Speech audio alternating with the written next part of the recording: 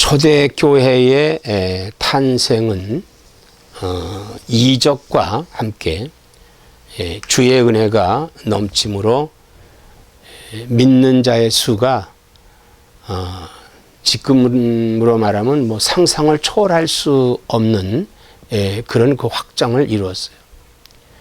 그러니까 베드로가 설교를 할 때 당시에 운집한 물론 그 당시에 운집한 것은 뭐 설교를 들으려고 운집했던 것이 아니라 예수님의 그 기적과 이적이 혹시 나타나지 않을까 하는 그런 것도 있었고, 또 유월절이라고 하는 그런 행사가 있었기 때문에 그곳에 그 많은 사람이 운집해 있었습니다. 그래서 그 운집한 사람들이 그 성전에서 일어난 여러 가지 그 사건을 보고 그 예수님의 큰 성령의 역사가 나타나는 이런 기적을 그들이 역사가 나타난 것입니다. 그래서 베드로가 설교를 한번 함으로 3,000명, 5,000명이 돌아오는 역사를 이루었지요. 지금도 이런 역사가 있겠는가? 물론 지금도 그런 역사가 나타나는 곳이 도사리고 있지만은 우리가 사실은 찾고 있지 못하고, 또 성경은 이 초대교회 역사가 계속적으로 이렇게 나타나는 것이 아니라 이제 바울 선생님이 말씀했듯이 전도에 미련한 방법으로 우리를 구원하시기를 원하신다, 이렇게 말씀을 하셨어요. 그래서 지금은 전도라고 하는 이 미련한 방법을 통해서 우리가 교회를 성장시키지만, 이 당시 초대교회 당시, 즉 예루살렘 교회가 탄생했을 이 당시에는 이런 하나님의 기적이 크게 나타났다고 하는 것이에요. 근데 오늘 본문에 보면은 예루살렘 그 성전에 하루에 3번을 정해놓고 기도하는 시간이 있었어요. 근데 오늘 본문에는 제 9시 기도 시간이라 그랬어요. 제 9시 기도 시간이다. 이제 기도 시간이 되면은 이 성전에 많은 사람들이 운집하고 기도하러 가는데, 특히 그 성전 미문이라고 하는 곳에 안준뱅이 한 사람이 구걸하고 있었어요. 안준뱅이 한 사람이. 그런데 이 안준뱅이는 나면서부터 안준뱅이가 됐기 때문에 그 자신이 가고 싶은 곳엔 갈 수가 없어요. 물론 이렇게 집 안에서는 뭐 이렇게 어떻게 움직일 수 있겠지만은 어디 이렇게 먼 거리, 즉 일하러 갈 수 있는 그러한 자리에 그는 혼자 갈 수 없는 그런 사람입니다. 그 사람은 다른 사람이 그를 들어다가 그 장소에 놔주고, 그리고 그 일과가 끝나면은 또 다른 사람이 들어서 집에다 놔줘야만 움직일 수 있는 이런 사람이에요. 근데 오늘 여기에 특이하게 이 3사람의 종류가 나옵니다만은 안준뱅이와 그리고 거기에 많은 그 기도하러 올라가는 사람들이 나와요. 모르지요. 또 이 기도하러 올라가는 사람이 그를 데리다 거기다 놓고 가서 기도하고 또 가면서 그 사람을 데리고 집으로 갈지 그건 잘 모르겠어요. 그러나 이렇게 구걸하는 가운데 이 베드로와 요한이라고 예수님의 사도가, 제자가 이제 그 시간에 또 기도하러 올라갑니다. 기도하러 올라가는데 이 안준뱅이와 그리고 베드로와 요한이 서로 눈이 마주친 거예요. 이 구걸을 할 때도 서로 눈이 마주쳤을 때 동해서 받는 사람, 구걸하는 사람이 불쌍히 여기고, 그래서 그 사람에게 뭐 다만 얼마라도 이렇게 전해주는 것이 사람들의 이렇게 관계예요. 그래서 서로 눈이 마주쳤다.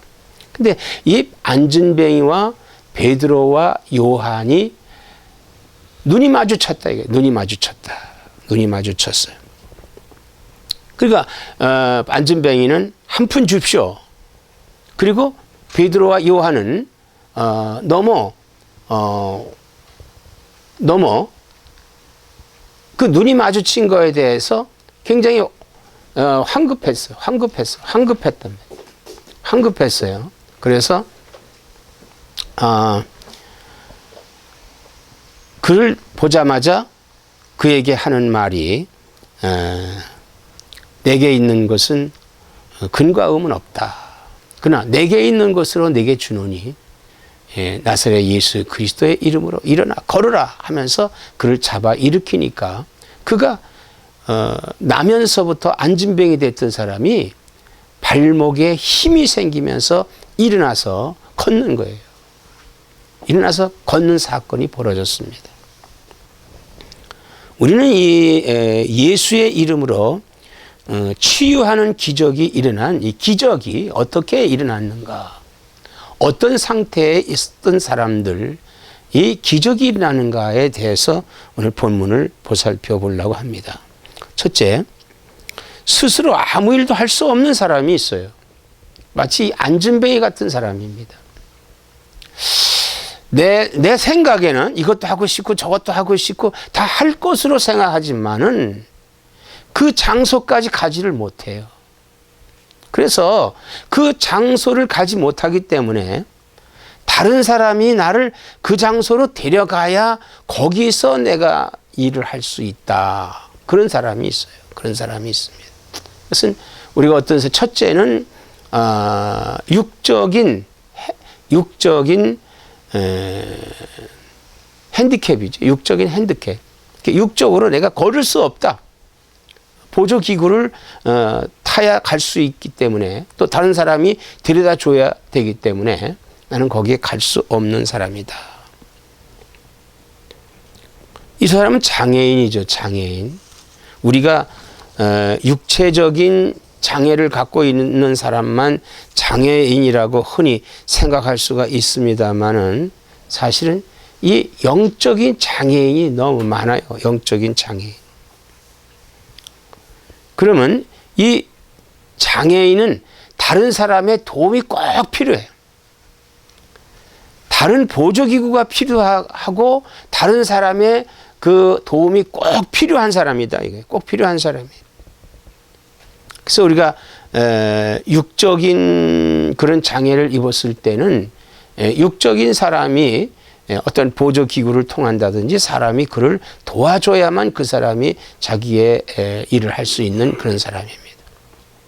그렇다면 우리가 영적 장애인에 대해서 우리 한번 생각해 보려고 그래요. 영적 장애인. 자, 우리가 신앙생활을 할 때 신앙생활의 주 요소는 교회를 중심으로 해서 해야 돼. 교회를 중심으로. 우리가 교회를 중심으로 하지 않고 나 혼자서 신앙생활 한다. 그거는 신앙생활을 제대로 할 수 없는 그런 가운데 있어요. 아니면 내가 그냥 나 예수 믿고 나 예수 믿습니다. 그렇게 하면서 내가 혼자 예수 믿으면 신앙생활 하면 되지 않겠느냐라고 혼자 성경 읽고 연구하고 뭐 다른 라디오도 듣고 뭐 텔레비전도 보고 이렇게 하면서 내가 신앙생활 하면 되지 않겠느냐. 그건 자기의 생각이에요. 이것은 영적인 안진뱅이에요. 또 혹시 교회를 나온다 하더라도 다른 사람의 도움을 받아야 교회에 나온다면은 이것은 영적 장애인이다. 영적 장애인. 자, 이 장애인에게 아주 불이익이 많이 있습니다. 자, 이 안진뱅이 같은 사람도 다른 사람이 데려다 줌으로 인해서 그가 얼마의 수익을 얻었는데 그 수익의 일부를 그에게 아마 줘야 되지 않겠느냐라고 하는 거예요. 어떤 경우에는 그냥 다 주는 경우도 많이 있어요. 오늘날도 우리 이 육적 장애인을 돕는다는 그를 대행한다는 그런 가운데서 막 착취하는 일들이 많이 벌어지잖아요. 그러니까 얼마나 손해를 또 봅니까?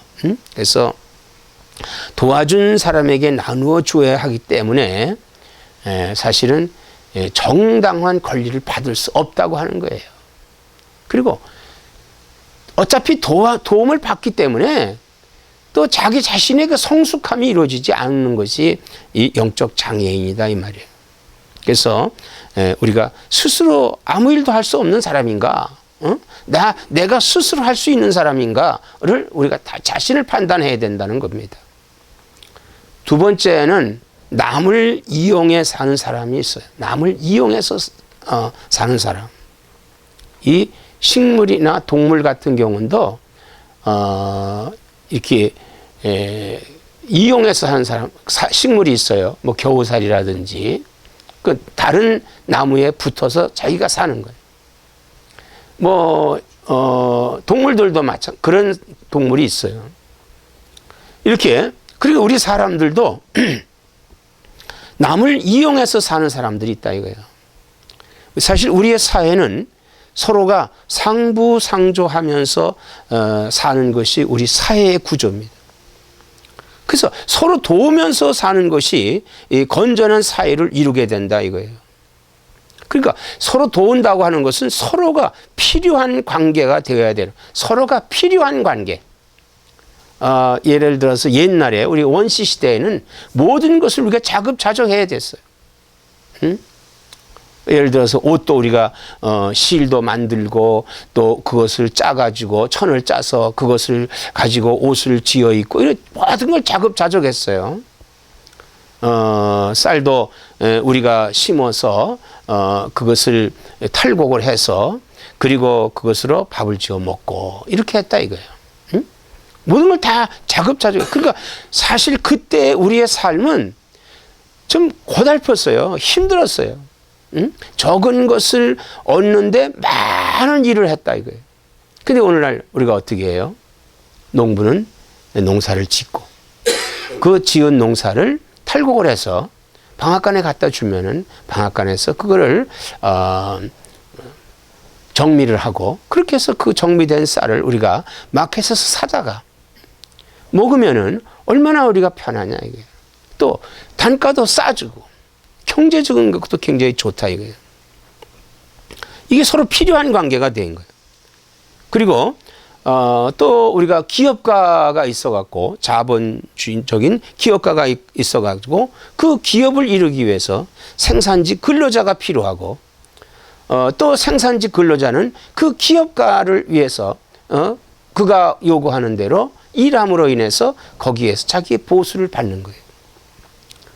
서로가 근로자는 자본주가 필요하고 또 자본주는 근로자가 필요한 이것이 우리가 살고 있는 사회다 이거예요. 이거 살고 있는 사회다 이거예요.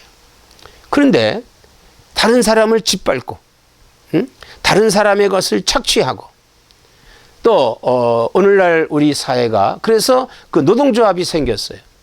그런데 노동조합은 또한 너무 과도하게 요구하는 그래서 기업을 또 마비시키고 경제를 혼란하게 하고 사회를 혼란하게 하는 그런 일이 있다면은 이거 남을 이용하는 사람이다 이거예요. 남을 이용하는 사람이다. 그래서 나는 어떤 사람일까? 나는 어떤 사람일까 이거예요. 우리 한번 우리 자신을 보살펴 봐야 됩니다. 이 안진뱅이를 데려다 주고 데려오는 사람, 뭐 여러 사람이 있을 거예요. 봉사하는 사람도 있을 것이고, 또 자기가 어떠한 대가를 받는 사람도 있을 것입니다. 그러나 거기에 필요한 것은 정당한 거예요. 정당한 거. 서로가 필요한 것에 의해서 필요한 존재로서 내가 어디에서 어떻게 일하느냐, 어떤 생활을 하느냐, 이게 내가 남을 정말 이용하는 사람이냐 아니면 서로 상부상조하는 사람이냐. 우리가 죄를 짓는 것도 그래요. 죄를 짓음으로 인해서 그 사회를 파괴시키는 거예요. 이건 남을 이용하는 사람이에요. 응? 남의 것을 도적질하는 사람, 남의 것을 사기하는 사람, 남을 속이는 사람, 남에게 해를 주는 사람, 이건 다 남을 이용하는 사람이다 이런 말입니다. 근데 또 세 번째 여기 예수 이름을 갖고 있는 사람이 있습니다. 자, 이 제9시 기도 시간에 많은 사람이 그것을 올라갔어요. 기도하기 위해서 올라갑니다. 근데 다른 사람들은 다 그 안진뱅이에게 돈을 얼마씩 주었어요. 그것을 아마 자기들은 자기들의 최상의 선이라고 생각했을 겁니다. 내가 이 사람을 위해서 적선을 했다. 그런데 베드로와 요한이라고 하는 사람이 그 안진뱅이가 있는 그것을 지나갈 때 서로 눈이 마주쳤어요. 그러면서 한 푼 줍쇼 하고 이렇게 말할 때 이 베드로가 말을 합니다. 은과 금은 내게 없거니와 은과 금은 내게 없다. 자, 여기 은과 금은 내게 없다고 하는 얘기는 뭐냐 하면은 이 물질이라고 하는 것은 내 것이 아니다라는 얘기예요. 내 것이 아니다. 우리가 물질관을 바르게 가져야 돼. 물질관을 바르게 갖고 있어야 된다는 거예요. 물론 이 당시에 베드로와 요한은 뭐 한 푼도 없었을 수도 있어요. 응? 그러나 우리가 여기에서 은과 금이라고 하는 것은 이건 뭐냐? 우리가 통용해서 우리가 살 수 있는, 서로 상부상조하며 살 수 있는 내가 필요로 하는 것을 얻기 위한 한 방법이다, 수단이다 이거예요. 근데 이것 때문에 죄를 짓는 경우가 있어. 죄를 짓는 경우가 있다. 우리가 이것 때문에 죄를 짓는다고 하는 것은 뭐예요? 자기 자신과 그리고 가정과 그리고 이 사회에 이것 때문에 죄를 짓고 이것 때문에 사회를 혼란시키고 이것 때문에 다른 사람을 이용하는 그러한 이 물질이다. 이게 물질이다. 그래서 우리의 물질관은 어떤 물질관을 가져야 되겠느냐 하는 거예요. 우리는 사실 내가 이용하는 것뿐이지 이것이 영원한 내 소유가 될 수 없다고 하는 거예요. 이것을 믿을 수 없다는 거예요. 이것이 나에게 어떤 큰 힘이 될 것이라고 생각해서는 안 된다고 하는 것입니다. 그래서 베드로는 내게 은과 금은 없지만은 내게 있는 것으로 내게 주느니 그랬어요. 내게 있는 것으로 내게 준다. 내게 준다. 자, 베드로와 요한에게 있었던 것이 뭐냐? 베드로에게 있었던 것이 뭐냐?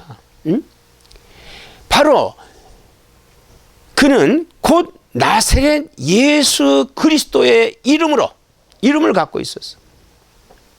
그러니까 그가 뭐냐면 예수를 그가 안에 모시고 있었다는 거예요. 예수를 안에 모시고 있었다. 그러면 예수가 어떤 분이냐? 예수가 어떤 분이냐? 예수는 베드로가 신앙 고백했듯이 그는 그리스도시요 살아계신 하나님의 아들이시니다. 그랬어. 자, 예수가 어떤 분이야? 그는 하나님이시다. 이게 하나님이시다. 그런 하나님이 어떤 분이야? 이 세상을 창조하신 분이다. 이 만물을 창조하신 분. 그러니까 이 만물의 주인이시다 이 말이야. 응? 내게 있는 이 은과 금이라고 하는 것은 그냥 잠시 내가 이용하는 것뿐이지 내가 그걸 의지하고 믿지 않는다는 얘기야. 첫째, 아무도 도와줄 사람이 없으면 움직이지 못하는 이 거린도 그 사람은 은과 금을 얻기 위해서 그 자리에 간 거예요. 또 그 사람을 들여다 그 장소에 놔주고 또 다시 데려가는 그 사람도 뭔가 거기에 은과 금을 얻기 위해서 그랬다 이거예요. 응? 그리고 여기에 기도하는 사람들, 기도하러 올라가는 사람들도 그들이 무엇을 위해 기도했을까? 그들의 영혼을 위해서 기도한다고 했지만은 그들은 예수 그리스도가 없었다. 그러나 그 기도하는 가운데서 거기에 올라가는 사람 중에 베드로와 요한에게는 은과 금은 더 중요하게 여기지 않고 그에게 중요시 여겼던 것은 바로 그 안에 예수 그리스도를 이름을 갖고 있었다는 거예요. 우리가 예수님을 내 안에 모시고 있어야 된다는 거예요. 예수가 내 안에 있어야 돼. 응? 볼지어다 내가 문 밖에서 문을 두드리노니 누구든지 내 음성을 듣고 문을 열면 나는 그에게로 들어가서 그와 더불어 먹고 그는 나와 더불어 먹으리라 그랬다 이 말이에요. 우리 예수님은 가장 부유하신 분으로서 이 땅에 가난하게 오셨어요. 왜 이 땅에 가난하게 오셨느냐? 우리로 하여금에 부유하게 하기 위해서 가난하게 오셨다 이거예요. 그러므로 그 예수님이 내 안에 있으면은, 예수님이 내 안에 있으면은 내가 어떤 사람이 됩니까? 풍족한 사람이 되는 거예요. 그야말로 근과 음은 내게 없어도 나에게 예수가 있으니 평화로다. 응? 그리고 내 안에 예수가 있으니, 응? 나는 만족하다. 배부르다 이거예요. 그래서 예수님은 그랬어요. 수가성 여인에게 내가 주는 물은 금방 목마르지만은 내가 주는 생수의 물은 영원히 목마르지 아니하다. 우리가 세상 물질, 세상의 권력, 세상의 사랑, 세상 것을 얻기 위해서 노력하고 애쓰고 그야말로 가진 수단과 방법을 부린다 하더라도 그게 기갈이야, 기갈.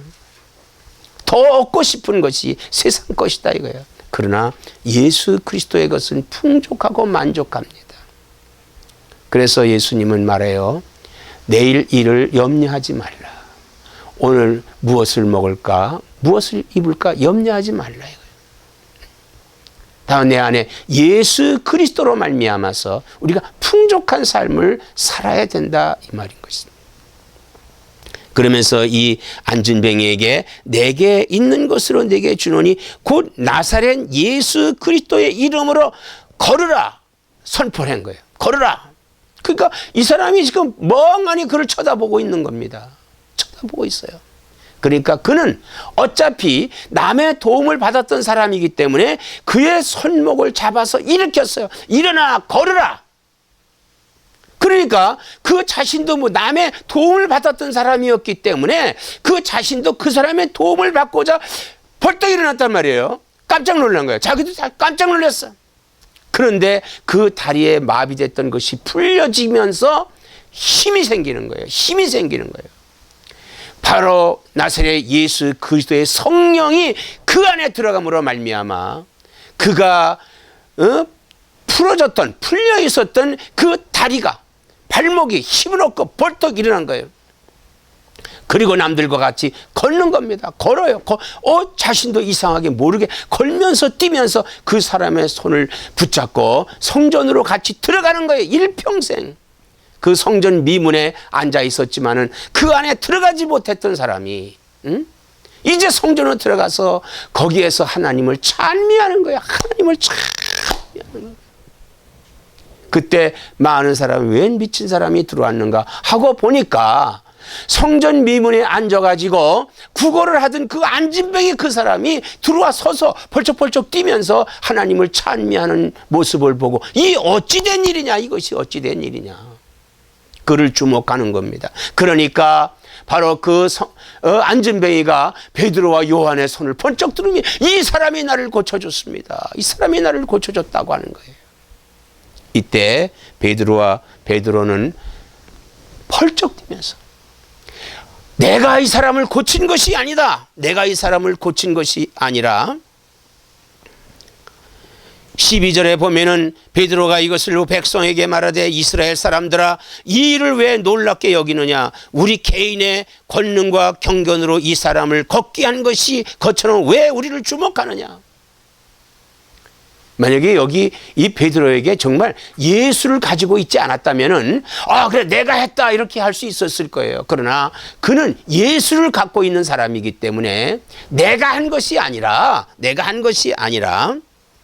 아브라함과 이삭과 야곱의 하나님 곧 우리 조상의 하나님이 그의 종 예수를 영화롭게 하셨느니라. 너희가 그를 넘겨주고 빌라도가 놓아주기로 결의한 것을 너희가 그 앞에서 거부하였으니 너희가 거룩하고 의로운 일을 거부하고 도리어 살인한 사람을 놓아주기를 구하여 생명의 주를 죽였도다.